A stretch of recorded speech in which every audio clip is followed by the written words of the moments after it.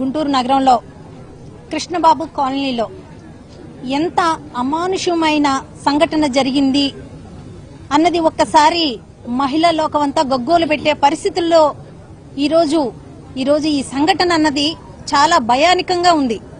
రాష్ట్రం ఎటు వెళ్ళిపోతుంది, పాలన ఎంత దౌర్భాగ్యంగా ఉంది. ఈ రోజు చంద్రబాబు నాయుడు గారు పాలనలోన మహిళలకి రక్షణ ఎక్కడుంది, భద్రత ఎక్కడుంది?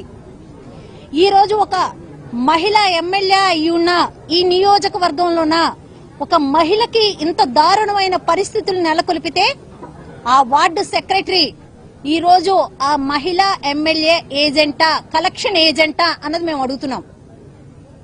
ఏ ధైర్యంతో ఇలాంటి ఒక పనికి వాడు పూనుకున్నాడు అని అంటే వాడికి అసలు సీఎం మీద గాని, లేకపోతే హోంమంత్రి మీద గాని, లేకపోతే లోకల్ ఎమ్మెల్యే దగ్గర గాని ఏ మాత్రం భయం ఉన్నా ఇలాంటి ఒక ఘాతుకానికి ఒడిగట్టడు. అసలు భయం అన్నది పూర్తిగా లేదు కాబట్టే ఇలాంటి ఘాతుకాలకి ఒరగడుతున్నారు.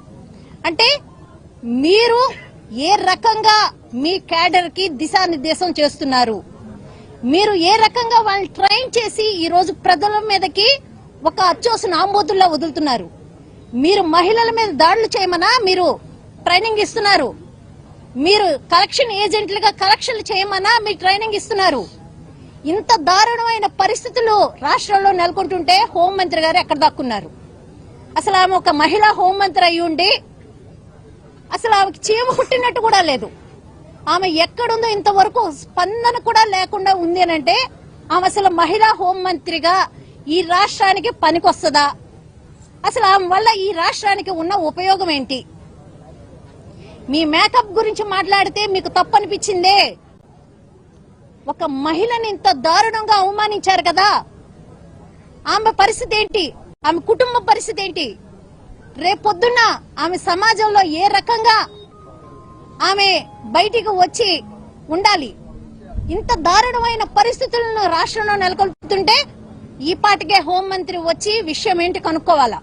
ఒక మహిళగా ఉండి ఈ రోజు వైఎస్ఆర్సీపీ పార్టీ నుంచి ఇంతమంది మాజీ మినిస్టర్ల దగ్గర నుంచి, చైర్పర్సన్ల దగ్గర నుంచి, ఎమ్మెల్సీల దగ్గర నుంచి, ఎమ్మెల్యేల దగ్గర నుంచి అందరం వచ్చి ఇక్కడ నించున్నామే. దేనికి నించున్నాం? గల్లా మాధవి గారు చెప్పేటప్పుడు మాకు పని పట్ట లేక కాదమ్మా, మహిళా భద్రత మాకు ముఖ్యం. దిశ యాప్ ద్వారా 5 ఏళ్ల పాలనలో మహిళలకు ఏ రకంగా భద్రత కల్పించారో జగన్మోహన్ రెడ్డి గారు మాకు తెలుసు. మహిళలకు ఎంత ప్రాధాన్యత ఇచ్చారో మాకు తెలుసు. ఆ ప్రాధాన్యతను బట్టే ఇంతమంది మహిళా నాయకులు ఇక్కడ ఉన్నాం. అదే బాధ్యతతోటి ఈ రోజు మేము ఒక సాటి మహిళకి జరిగిన అన్యాయాన్ని ప్రశ్నించడానికి ఇక్కడికి వచ్చాం. మీ కలెక్షన్ ఏజెంట్లతోటి మీరు ఇంత దారుణమైన చర్యలు చేపడుతుంటే తక్షణమే గల్లా మాధవి ఈ ఒక ఘటనకి ఆమె పూర్తిగా బాధ్యురాలు. ఆమె బాధ్యత తీసుకొని తక్షణమే ఫస్ట్ ఆమె దీనికి సమాధానం చెప్పాలి. ఆమెకి తగిన న్యాయం జరిపించాలి. న్యాయం జరిపించలేని రోజు మీరు ఈ నియోజకవర్గానికి ఎమ్మెల్యేగా పనికిరారు.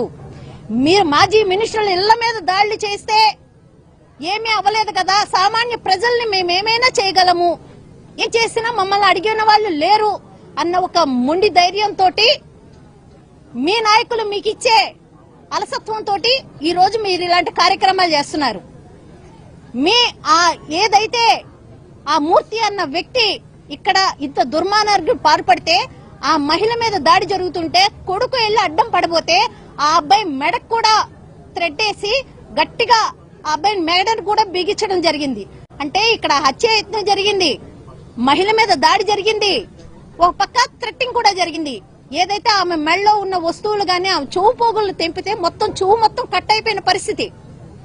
ఈ రోజు ఆ మహిళను చూసే పూర్తిగా అర్థమవుతుంది కింద వేసి ఆ మహిళను ఏ రకంగా కొట్టారు, ఏ రకంగా ఆమె మహిళ మెడలో ఉన్న బంగారాన్ని తెంపుకెళ్లారు.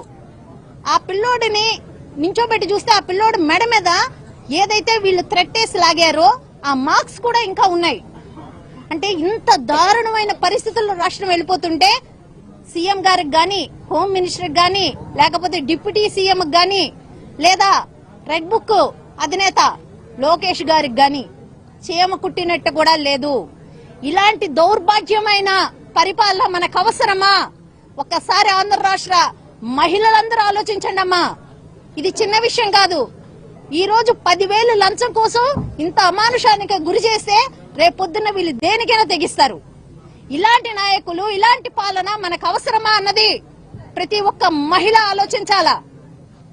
ఖచ్చితంగా రాబోయే రోజుల్లోన వీళ్ళని ఈ ఆంధ్ర రాష్ట్రం నుంచి తరిమి తరిమి కొట్టే విధంగా మహిళలందరూ బుద్ధి చెప్పాలా.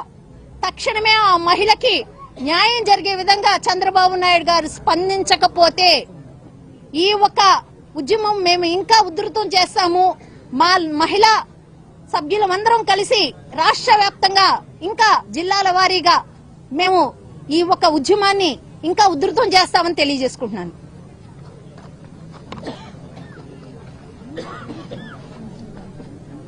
ఈరోజు గుంటూరు జిల్లాలో ఒక మహిళ పట్ల ఎంత అమానుషంగా ప్రవర్తించారో మన అందరం చూసాము.